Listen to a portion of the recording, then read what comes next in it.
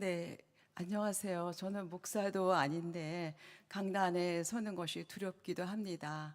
그렇지만 불러주셔서 감사드리고 최선을 다해서 잘 전하도록 하겠습니다. 오늘 은혜로운 찬양, 굉장히 마음이 따뜻해졌고요. 아까 엘리베이터에서 만난 분들, 그래서 그 환한 모습이 제 마음을 따뜻하게 데워줬습니다. 감사드립니다. 오늘은 제가 기주촌 할머니들과 만났던 이야기를 중심으로 해서 이분들도 하나님께서 귀히 여기신다는 말씀을 드리고 싶어요. 제가 감리교 신학대학교 시절 2학년 2학기 등록금이 없어서 학교를 그만두려고 했었는데, 그래서 교수님들한테 편지를 썼어요. 이제 저 그만 다니고 싶어요. 근데 그 당시 제가 석교 감리교에 다녔습니다. 어머니들이 가는 그 기도원에 가서 기도하면서 하나님 공부시켜 주시면 제가 도움이 필요한 여성들을 위해서 일을 하겠습니다라는 그런 기도를 2학년 여름방학 때 했고, 그래서 2학년 가을학기 등록금을 방순자 목사님이 준비해 놓으셨고요. 또 2학년 겨울방학 때 방순자 목사님께서 나도 기도할 테니까 너도 기도해봐 그러면서 이렇게 말씀하셨어요. 그래서 석교 감리교회 어머니들이 가는 기도원에 가서 기도하면서 하나님 공부시켜 주시면 도움이 필요한 여성들을 위해서 일하겠습니다. 여성의식도 뭐 없었던 시절이고 그런데 하여튼 저는 그렇게 기도를 했는데, 그러면서 나중에 이제 사회복지를 또 대학원을 다니게 돼서 제가 그때의 2000년 여름에 선배 언니가 너 사회복지 공부하고 뭐 할 거니? 그래서 글쎄요 그랬더니 그럼 의정부 두레방에 가봐. 다비타의 집 동두천의 다비타의 집을 가봐. 그러면서 자료를 갖고 와봐. 그래서 거길 갔더니 기주촌 여성들이 있고 평택 안정리에도 기주촌 여성이 있다는 소식을 들었어요. 그래서 그해 가을에 선배 언니가 불렀던 그 위스콘신에 가서 만났던 아름다운 그 국제결혼한 여성들을 봤을 때 이분들은 좀 좋아 보인다, 편안해 보인다 이런 느낌이 있었는데, 평택 안정리에 계신 분들을 나중에 뵈니까 굉장히 힘든 가운데 있더라고요. 그래서 제가 2001년 여름 졸업을 하고 그 다음에 2002년도에 안정리를 막 다니면서 반지하를 얻고 일을 시작을 했어요. 그래서 평택에 아는 사람이 하나도 없었는데 나중에 알고 봤더니 그 당시 신평제일교회 정혜은 목사님이 또 신평제일교회를 심호하고 계셔서 그 교회에서 개원 예배를 드리고 일을 시작을 하고 안정리를 다니면서 반지하를 얻어서 전세 1200만 원짜리 반지하를 얻어서 일을 시작을 했어요. 주변의 사람들이 나중에 도움이 예를 들어 장애인을 하면 나중에 얘네들이 커서 후원을 할 것이고 사회적으로도 컨셉이 좋잖아. 근데 왜 할머니에다 기주촌 할머니 누가 후원을 한다고 이런 얘기를 듣기도 했는데, 제 마음속에 젊어서 기도한 그 기도가 제 마음속에 다가와서 무작정 일을 시작을 했어요. 저희 가정이 미국에서 공부하고 들어와서 여유가 있는 것도 아니었는데 그냥 A4 용지 한 장에다가 반지하를 얻고 나서 반지하 주소 적고 전화번호 이렇게 연결해서 팩스 연결하고, 그래서 이것을 A4 용지 한 장을 갖다가 서울연회, 서울남연회 이렇게 다니면서 목사님들한테 알렸어요. 그래서 그분들이 얼마씩 이렇게 후원을 해주시고 해서 나름대로 당분간은 지내왔고 그렇습니다. 그래서 이 안정리에는 미군 기지 주변에서 평생을 살아오신 기주촌 여성 노인들이 계셔요. 이분들은 전쟁의 극심한 가난 속에서 가족의 생계를 짊어지고 도시로 내몰렸던 분들입니다. 고단한 삶의 끝에서 그들이 정착하게 된 곳은 기지촌이라는 외딴 섬입니다. 우리 할머니들의 보통 70대가 많고요, 80대도 있고 그렇습니다. 여기 이렇게 보니까 그 연세에 계신 분들도 계신데 하여튼 이분들이 우리 할머니들이 맨 처음에 연락을 하면 안 오고 했지만 이제는 23년이 되어서 그냥 화요일이면 오는 그러한 장소가 되었어요.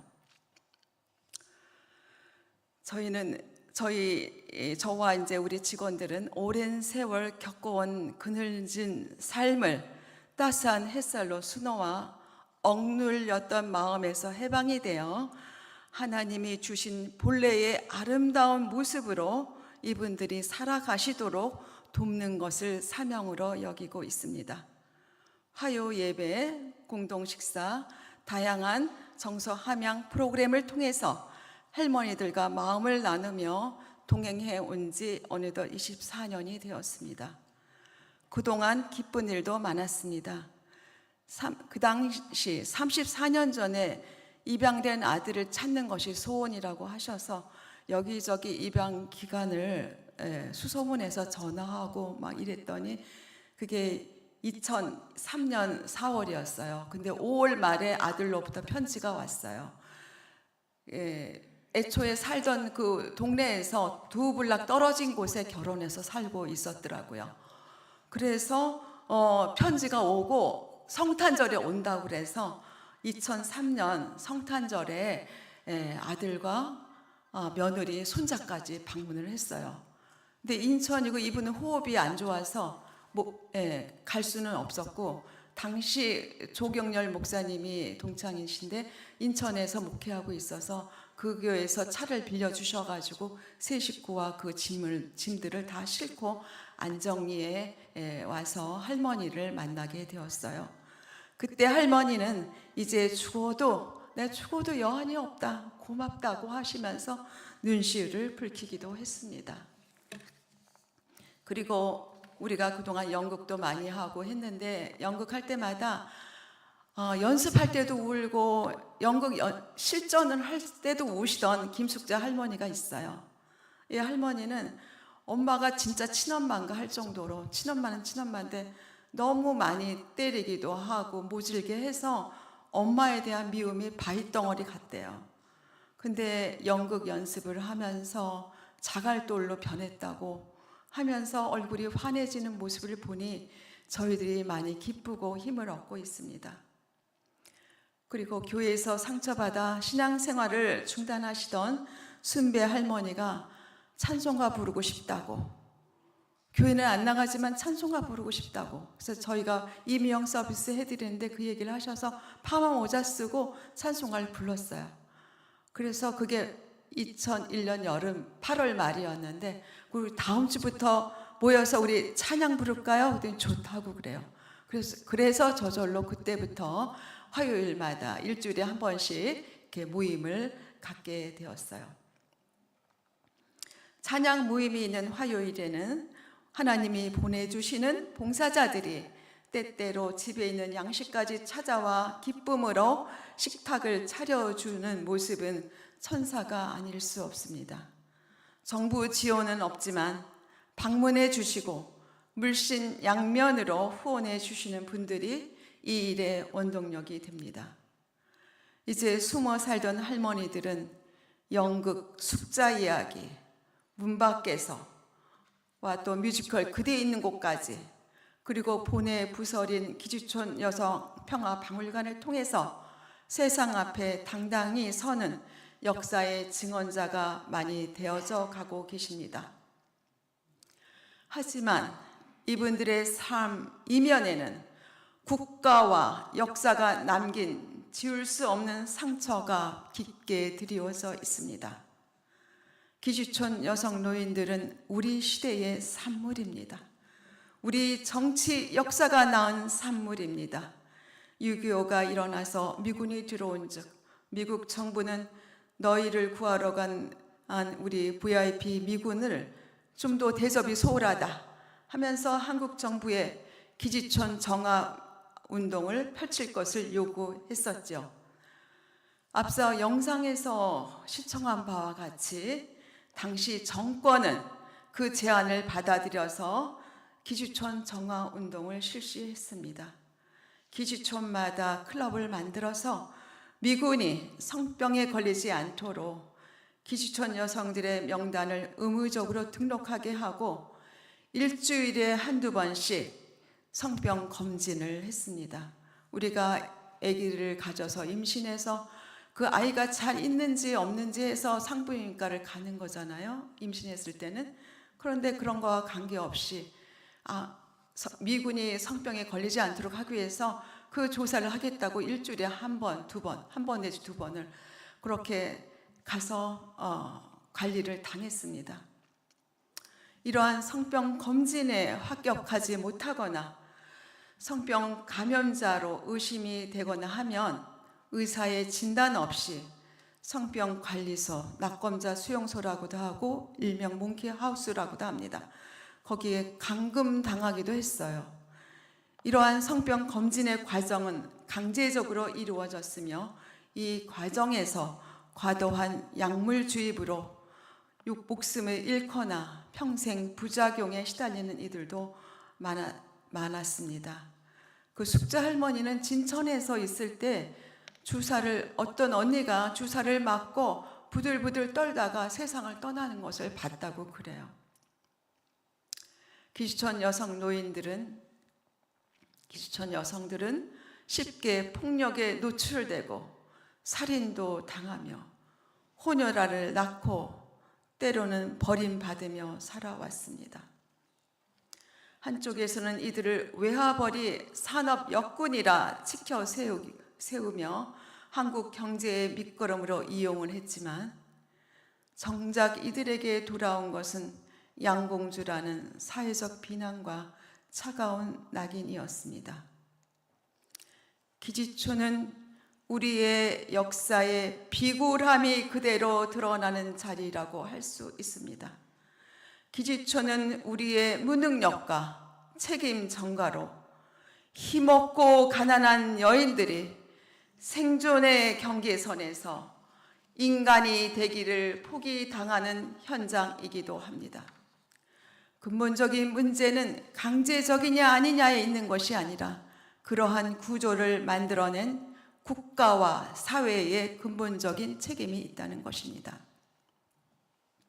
다행히도 2022년 9월 29일에 대법원은 국가가 기지촌 성매매를 정당화 및 조장하였고 조직적이고 폭력적으로 방조했음을 인정하며 그러니까 국가가 기지촌 여성들에게 배상하라는 역사적 판결을 했습니다. 늦었지만 정의는 완전히 침묵하지 않았습니다.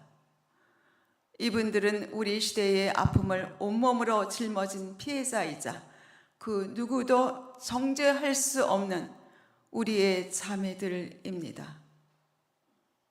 최근 할머니들은 거동이 어려워져 방문하는 이 없이 홀로 외로운 시간을 보내는 분도 많아졌습니다. 가족에게 소외당한 채 홀로 죽음을 맞이할지도 모른다는 두려움이 할머니들의 노년을 더욱 힘들게 하고 있습니다. 이를 위해 저희는 요즘 예술인들과 시민들이 할머니 댁을 찾아가서 찬송도 부르고 맛있는 것도 나누고 이야기도 하는 돌봄 프로젝트를 하며 이분들의 곁을 지키고 있습니다.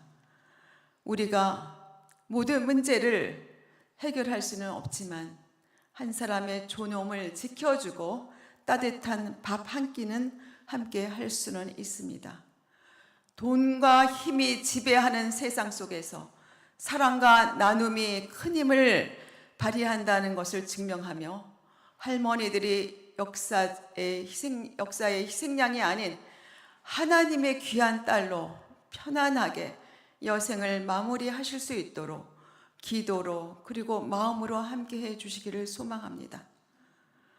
구약 신명기 26장 12절에 하나님이 그렇게 누누이 과부와 고아와 객들을 보호하도록 명령하신 이유가 무엇이라고 생각하십니까? 아무도 돌볼 사람이 없는 이들을 우리가 돌봐야 할 책임을 명령하신 것입니다. 주님의 명령입니다. 하나님은 사회적으로 냉대에 시달리고 음지의 고통받던 사람들도 똑같이 사랑하시는 분입니다. 사회가 비난하거나 조롱하는 사람들에게도 똑같이 햇살과 비를 내려주십니다. 오늘 본문에서 하나님은 말씀하십니다. 너희 성 안에서 실컷 먹게 하여라. 하나님은 과부와 고아와 객, 곧 사회적으로 보호받지 못하는 이들을 너희 성 안에서 굶기지 말라고 명령하셨습니다. 이 말씀은 선택이 아니라 명령입니다. 선행이 아니라 순종입니다. 우리 성 안에도 지극히 작은 자가 있습니다. 할머니들의 삶은 이 땅의 역사 속에서 생긴 상처입니다. 그들은 오랫동안 보호받지 못했고 존중받지 못했고 잊혀져 왔습니다. 주님은 말씀하십니다. 나의 분노는 순수한지, 나의 열정은 은은한지, 나의 슬픔은 깨끗한지, 나의 기쁨은 떳떳한지, 나의 강함은 참된 강함인지를 살피면서 그리스도 앞으로 나아갑시다. 오늘은 사회봉사부 헌신 예배입니다. 헌신은 남은 시간에 하는 일이 아닙니다. 헌신은 남은 돈으로 하는 일이 아닙니다. 헌신은 삶의 방향으로 정하는 일입니다. 너희 성 안에서 실컷 먹게 하여라. 이 말씀은 우리 교회가 이 시대에 누구를 책임질 것인가를 묻는 질문입니다. 너희 성 안에서 실컷 먹게 하여라는 말씀을 새기며 마음의 고향인 정릉감리교회를 통해서 역사의 심장인 여러분들께서 역사의 희생양도 돌보시는 우리 사회의 손발이 되시기를 빕니다. 누구보다도 이중 삼중의 억압 구조에 시달려 왔으면서도 자기 목소리를 낼 만한 처지가 못 되기에 숨죽이며 살아온 기지촌 할머니들이 자기 목소리를 낼 수 있도록 함께하여 주시기를 바랍니다. 그 누구도 정죄할 수 없는 안정리 기지촌 할머니들이 하나님이 주신 그 모습으로 살아가실 수 있도록 함께해 주시면 감사하겠습니다. 이분들이 평생을 살아온 기지촌 마을을 떠나 낯선 골목에서 인생을 마감하지 않도록 도울 수만 있다면 돈과 힘이 지배하는 세상 한가운데에서 우리 할머니들이 사랑과 나눔과 도움이 더 큰 힘을 발휘한다는 하나님의 진리를 경험하면서 마지막 눈을 감으실 수 있다면 더 이상 바랄 것이 없겠습니다. 평생 동안 강독대에 짓밟히며 사냥개에 쫓기며 살아온 우리 할머니들에게 밝은 햇살이 비추게 될 새날을 간절히 소망하며 기도하고 있습니다. 우리가 세상의 모든 문제를 단번에 해결할 수는 없습니다. 그러나 한 사람을 정성껏 돌보는 일은 가능합니다. 우리가 거대한 역사의 물줄기를 다 바꿀 수는 없겠지만 외로운 누군가와 따뜻한 밥 한 끼를 할 수는 있습니다. 당장 세상의 구조를 변화시키지는 못하더라도 소외된 한 사람의 존엄만큼은 지켜줄 수 있습니다. 이처럼 사회봉사는 거창한 프로젝트가 아니라 우리 곁에 있는 한 사람의 얼굴을 기억하는 일에서 시작됩니다. 오늘 우리는 결단을 요청받고 있습니다. 돈과 힘이 지배하는 세상 한복판에서 사랑과 나눔이 그보다 더 큰 힘을 우리의 삶으로 증명해 나갔으면 좋겠습니다. 그리하여 역사의 희생양으로 살아야 했던 이분들이 이제는 하나님의 소중한 딸로서 평안하게 마지막을 맞이할 수 있도록 함께 마음을 모아주시면 감사하겠습니다. 우리 정릉감리교회가 역사의 희생자를 외면하지 않고 성안의 약자를 끝까지 책임지며 하나님의 명령에 온전히 순종하는 교회가 되기를 바랍니다. 너희 성 안에서 실컷 먹게 하여라. 이 말씀은 우리에게 주신 엄중한 사명이자 하나님의 명령입니다. 이는 단순한 자선이나 일시적인 감동으로 하는 일이 아닙니다. 기지촌 할머니들의 삶은 근현대사가 남긴 깊은 상처입니다. 3.1절이 역사의 아픔을 잊지 말라고 일깨워 준다면 사순절은 그 아픔을 함께 짊어지라고 우리를 부릅니다. 십자가는 가장 낮은 자리로 내려가는 사랑이기 때문입니다. 이제는 우리가 이분들의 진정한 이웃이 되어야 하지 않겠습니까? 너희 성 안에서 실컷 먹게 하여라 라는 말씀 앞에 아멘으로 응답하며 나가기를 바랍니다. 마태복음 25장의 말씀처럼 지극히 작은 자 하나에게 한 것이 곧 주님께 한 것임을 기억해야 합니다. 오늘 3월 1일 사순절의 길목에서 우리는 선언합니다. 고난을 기억하고 외면하지 않으며 고난의 자리로 직접 내려가겠습니다.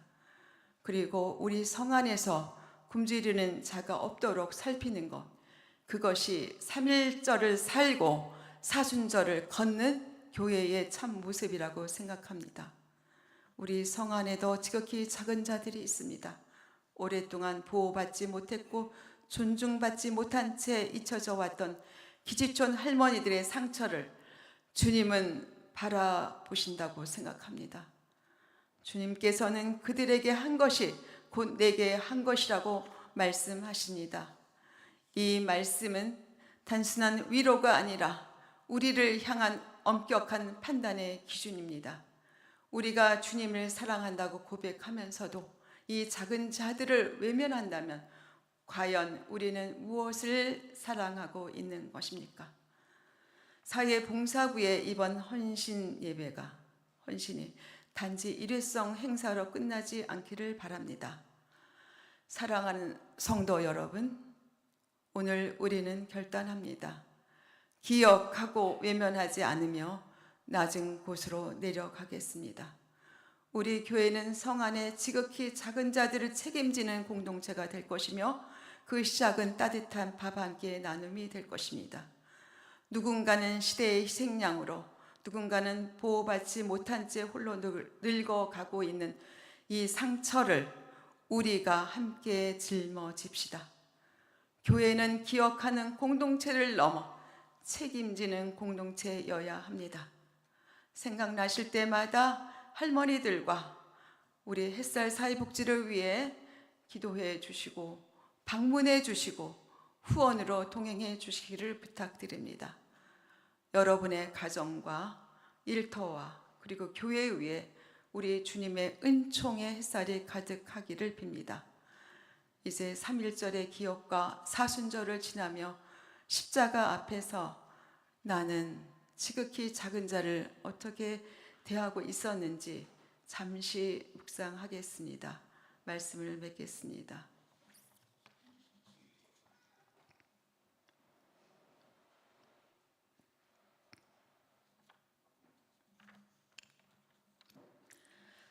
사랑의 하나님, 우리를 부르셔서 이웃을 돌보게 하시니 감사합니다. 우리의 헌신이 말이 아니라 삶이 되게 하시고 성 안에 지극히 작은 자들의 존엄을 지키는 따뜻한 손길이 되게 하시옵소서. 우리 시대의 약자인 기지촌 할머니들을 외면하지 않고 동행하는 저희가 되게 하여 주시옵소서.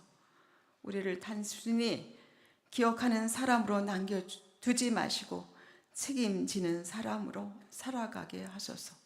우리를 사랑하시는 예수님의 이름으로 기도드립니다. 아멘.